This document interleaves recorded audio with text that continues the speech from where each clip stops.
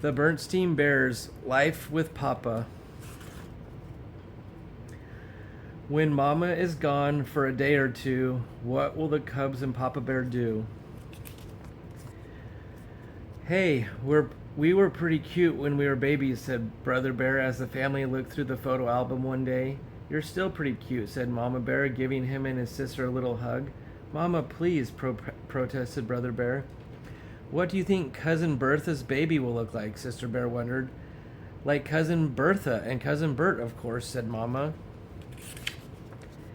Cousin Bertha, who lived on the other side of the forest, was expecting her first cub quite soon. Then Mama sighed and said, I do wish I could go stay with her for a few days. Being the first time Mama Bear isn't easy. I think I could be a good help. Sounds like a good idea to me, said Papa Bear. What's stopping you? What's to stop me? Huffled Mama. Who's going to take care of things while I'm gone? The cooking, the cleaning, the shopping, and all the other things that need tending to. Yours truly, Papa Q Bear, of course, said Papa, puffing out his chest. Not only can I handle the job, but I can handle it half asleep with one hand tied behind me. Oh, is that so? Said Mama. Well, let me tell you a thing or two. That's when the phone rang. It was Cousin Bert with some news. Twins, exclaimed Mama. When she heard the big news, then she hung up and said, That settles it. I will have to go spend a few days helping out. As for things here at home, I'll do what I can just before I leave and just hope for the best. Bye, Mama, shouted the cubs as they drove away in the family car. And don't worry, shouted Papa. I can handle things around here. No trouble at all. Not only that, he added when Mama was out of sight, I'm going to handle them like they've never been handled before. First, I think I'll give these rugs a good cleaning. Okay, Papa, said the cubs. We'll get the vacuum cleaner. Forget it, said Papa. I'm going to clean them old-fashioned way.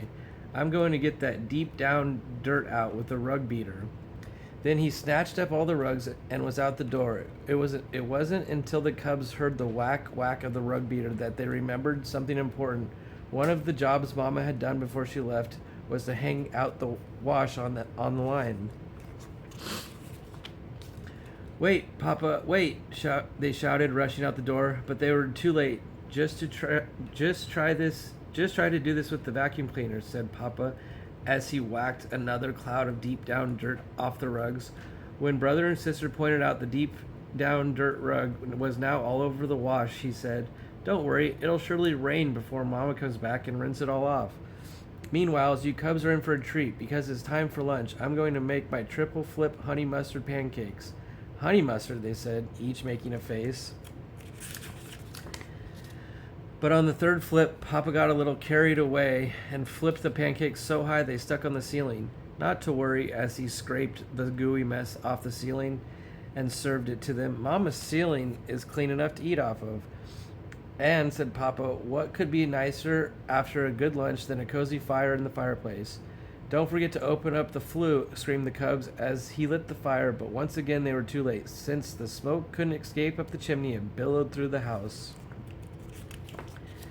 Not to worry, yelled Papa, trying to beat the fire out with one of their best pillows.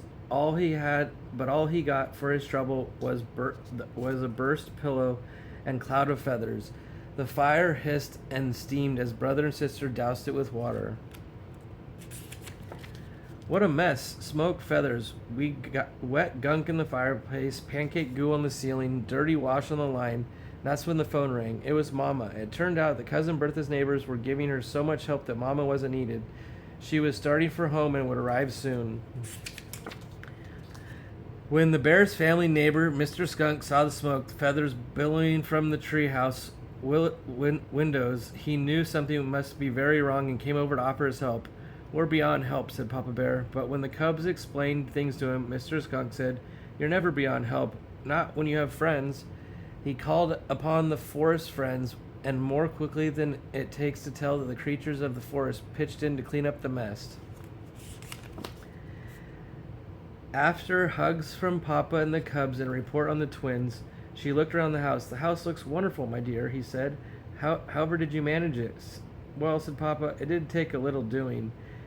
And, added the cubs under their breath, a little undoing.